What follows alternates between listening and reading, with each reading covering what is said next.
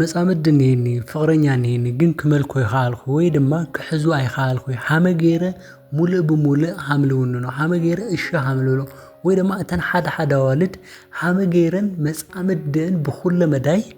ሁለንተናዊ ተኣዛዝነት ክረኸባ ይኽእላ እናበልኸን ተሓታና ጓላት ወይ ድማ መጻምድኸን ከብእዘዘልኸን ወይ ድማ ክትመልኮ ትደልያ ጓላት ተሃሊኸን ሎማዓንቲ ምሳይ ክተውጋዓ ክትኽላኒክን ሰላማት ኩራት ተኸታተልቲ ሎማዓንቲ ለሃም ተለሙድ ለፍቅራዊ ህይወትክን ክጠቅም እዩ ለለ ሓሳብ ክዋ ሓሳብ ሒዘልክን መጽየኒኹ እዚ ቪድዮ ዝስካዕ መጨረሻ በመከታተል ካብዚ ቪድዮ ተረብሕ ትልክትኾና ግብዣ እዩ ሎማዓንቲ ሒዘልክን ለመጻኹ ሓሳብ መጻምድኽን ክትመልኽዮ ዝገብሩ ሓሙሽተ ጥበባት ክነግረክ እየ ማለት ወዲ ሰብ ብፍላይ ድማ ለፍቅረክ ሰብ ክትመልኽዮ ብጣዕሚ እትቀሊል ዝበሃል ነገር እዩ ነገር ግን ክትፈልጥ ክትኸልኒ ታይተ ይኽዮ ይምርካኽልኺ ወይ ድማ ታይተ ጌርክሉ ታይ ይገብረልኺ እዚ ነገራት እዚ ብጣዕሚ ትፈልጥኒኪ በመጀመርያ ግን ጓል ምዃንኺ ከዘኻኽረክ ይደሊ ጓል ንወዲ ወዲ ንጓል ንክመልኻ እቲ ብጣዕሚ ቀሊል ዝበሃል ነገር እዩ ምክንያቱም እታ ተፈጥሮ ዲዛይን ክትገብረና ተላ እታ ተፈጥሮ ባዕላ ንወዲ ጓል ብጣዕሚ ሰሓቢት እያ ንጓል ድማ እቲ ወዲ ብጣዕሚ ሰሓቢ እዩ ስለዚ ኣብዚ ተደሪኽና እነውግዖ ኣብዚ ተደሪኽና ንዕልሎም ነገራት ዝከኣሉን እቶም ብጣዕሚ ቀለልቲ ዝኾኑ ነገራት ነገር ግን ሓደ ሰብ ብዘይ ምፍላጥ ወይ ድማ እቲ ነገራት እቲ እቕልል ኣቢሉ ካብለ ምርኣይ ዝተለዓለ ዝበለሻሸውዎ ነገራት ስለዘለው እዩ ስለዚ እቶም ዝተበላሻሸው ነገራት ኸዚ ክነቃንዖም ኸዚ ክነስተኻኽሎም ኢና እትና መጀመርያ ነገር መጻምድኺ ንክትመልኽዮ እንድሕር ትደሊ ኾንክ ክትገብርዮ ዘለክታ እዩ ቅድሚ ሁሉ ነገር ቅድሚ ምንም ነገር ሕጉስ ትኾን መጀመርያ ለባዕልኺ ሕጉስ ትጓል ምንም ነገር ምግባር ይከኣል እዩ ሕጉስ ትጓል ኣይኾነይ ብዘፍቅራ ወዲ ብማንም እንኳን ተፈቃሪት እያ ማንም ይደልያ እዩ ኣይኾነይ ብዘፍቅራ ወዲ ብዘይ ፍቅራ ወዲ እንኳን በቃ ዝደልየቶ ነገር ጠይቃ ናይ ምርካብ ዓቕሚ እንሄዋ ስለዚ ሕጉስ ትኾኒ ሕጉስ ክትኾን ተለኺ ሰብ ናይ ምሳሓብ ዓቕሚ ብዙሕ እዩ ሰብ እሺ ንክብለክ ናይ ምግባር ዓቕሚ ብጣዕሚ ሰፊሕ እዩ ኢቭን እንኳን ኣይኾነይ ኣብ ሪሌሽንሺፕ ኣይኾነይ ኣብ ፍቕሪ ኣብ ስራሕ ዓለም እንኳን ፍሽኽታ ጽብቕቲ ዝኾነት ጓል ምናምን በቃ ቅድሚያ እቲ ከስተመር ወይ ድማ እቲ ደንበኛ ተቐባሊት ንክትኸውን ትግበር ምክንያቱም አፕሮች ወሳነ ስለዝኾነ ዩሲ ስለዚ ብህይወትኺ መጀመርያ ደስተኛ ሆኒ እዚ የትና መጀመርያ ክነግረክ ልደሊ እትኻል ኣይለለ ለኹሉ ነገር ይቅርታ ይትሕተቲ ሓደ ወዲ ክትመልኽዮ እንድሕር ትደሊ ኾንኺ ሓደ ወዲ ብደንብ ጌርኺ ልክእዘዘክ ልክምእዘዘክ እንድሕር ትደሊ ኾይንኺ ለኹሉ ነገር ይቅርታ ይትበሊ በተለይ ጥፍኣተኛ እንድሕር ላይ ኾይንኺ እስኺ ጥፍኣት እንድሕር ለይልኺ ይቅርታ ኣይትሕተቲ እዚ ልምንታይ ነግረክ ኣለኹ መስለኪ ሳይኮሎጂካሊ ሓደ ወዲ ብተደጋጋሚ ብጥፍኣት ኺለ ብለይ ጥፍኣት ኺለ ማለት እስኺ ምሱ ክትነብር ካብ ለለክ ድለይ ተልተላዓለ ዝኾነ ችግር ክፍጠር ተሉ ይቅርታ እንድሕር ትብል ኾንኺ ኣነ እጌገኛ እንድሕር ትብል ኾንኺ በዓልኺ ትሕት እንድሕር ተብል ኾይንኺ እዚ ሰብ እዚ ኣፍተ ሪሌሽን ወይ ድማ ኣፍተ ፍቕራዊ ህይወትኩም ካባኸ ብላዕሊ እሱ ተደላይን ኣድላይ ምዃኑን ንክስምዖ ትገብር ኢኺ እዚ ንክስምዖ ብምግባርኺ ድማ ንዓኺ ኣይኾነይ ንክትመልክዮ ንዓኺ እኳ ዘለዎ ቦታ ንክንዕቆን ንክወርዶን ትገብር ኢኺ ስለዚ ክነግረካ ሓፍተይ ፍቕሪ ጥበብ ይደሊ ፍቕሪ ኣመራርሓ ይደሊ ፍቕሪ ኣካይዳ ይደሊ ተኺልኺ እዚ ኸዝል ነግረክ ኣለኹ ነገር ተግባራዊ ትግበር እዩ በቃ ለለይ ተኣምነሉ ጥፋት ወይ ድማ ለለይ ጥፋኽዮ ጥፋት ይቅርታ ይትጠይቂ እቲ መበል ሳልሳይ ለለ እምቢ ትብልዮ ነገር ይሃሊ ሓደ ሰብ እንድሕር ትመልክዮ ኾይንኺ ወይ ድማ በቃ ንኹሉ ነገር እሺ ክብለክ እንድሕር ትደሊ ኾይንኺ በቃ እምቢ ትብልዮ ነገር ይሃልኺ ንዕናይ ትበሃሊ ተለኺ ላው ኩሉ እሺ ኣይትበሊ ንኽድ ትበሃል ተለኺ ለኹሉ እሺ ኣይትበሊ ክጋብዘክ ክብለክ ተሎ ኩሉ ግብዣው እሺ ኣይትበሊ በቃ ሓምለይ ምቸክ ተፍልጥሉ ነኪ ወይ ድማ ላመረጽኺ ግብዣ ሃም ተቐባሊ ንክፈልጥ ክትገብርዮ ክትኸለኒክ ብፍላይ ከነግረኪ ከመእዘዘኪ እሺ ክብለክ እንድሕር ትደሊ ኾይንኺ እምቢ ምባልኺ በቃ ገዛኢት ኣፍተር ሪሌሽን በቃ ትልዑል ድርሻ ንክትወስድ ይገብረክሞ ከይፎተየ እሱ ንዓኺ ንክግዛእ እሱ ንዓኺ በቃ ከምዚ ከመይሞ ክብለኪ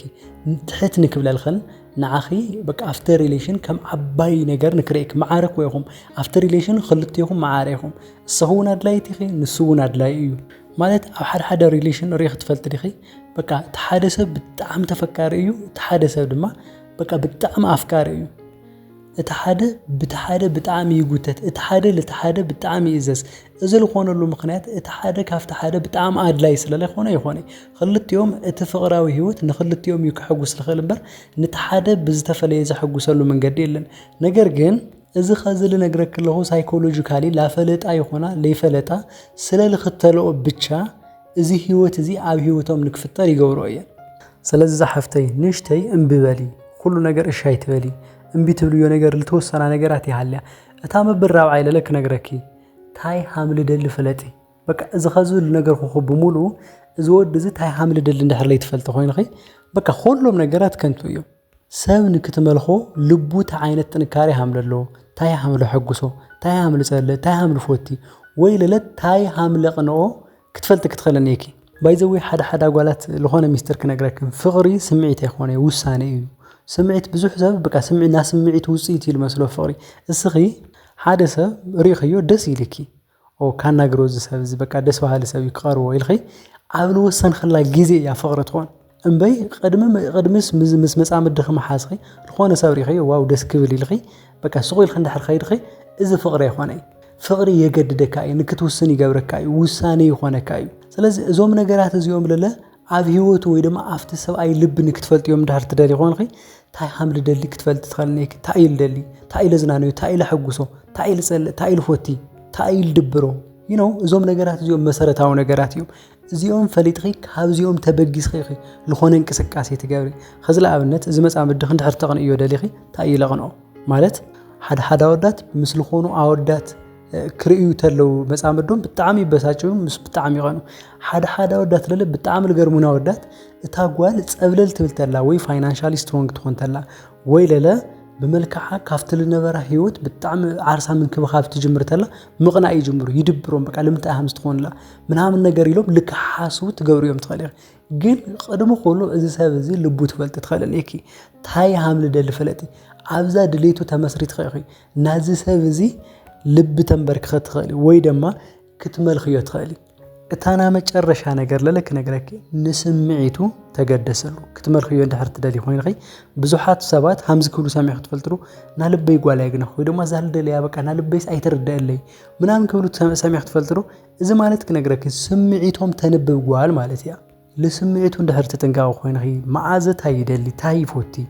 ወይ ደማ ሴክሹዋል ላይፎም ሃመም ሆኑ ብግልጽ በቃ بدنبي السخي عفت جزيسو بقى لو على الخدس اللي كبلك راي صوري انجوي مقبار لا يخونه السو حامينو يحقوس اللودو حد جزيكو حد سبات سقيلو ما يخوني الفلالي وي دما مسلي تشاو لمنتا حامل مسب معالت نغرات لا غودلو بالخدو قصري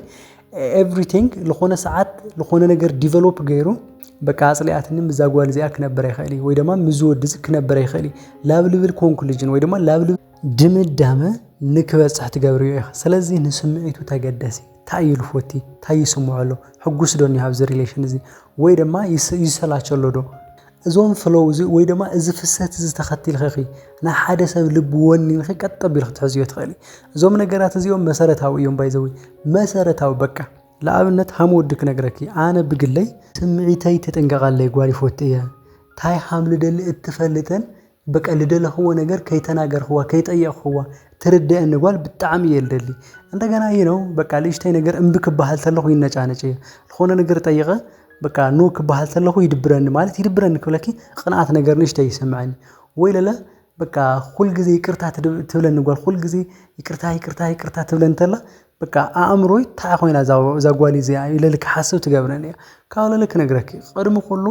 ሕጉስ ለሆነ ትጓሊ ፎትያ ሕጉስ በቃ ተሐጉሳስ ሕጉስ ትገብረካ ተሐጉሳስ ሕቃ ተጫዊታስ ተሐጉሰብካ ጓል ይፎትያ እዚ ናየ ፐርሰናሊቲ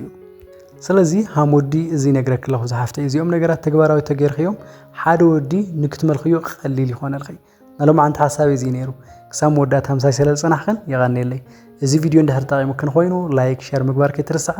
ለዚ ቻናል ሓደሽቲ እንድሕር ኮይንክን ግን እዚ ቻናል ሰብስክራይብ ላገበርክን ቤተሰብ ንክትኾናኒ ጋብዘክን ለኹ ኣብ ልቕፅል ቪዲዮ ክሳብ ንራኸብ ሰላም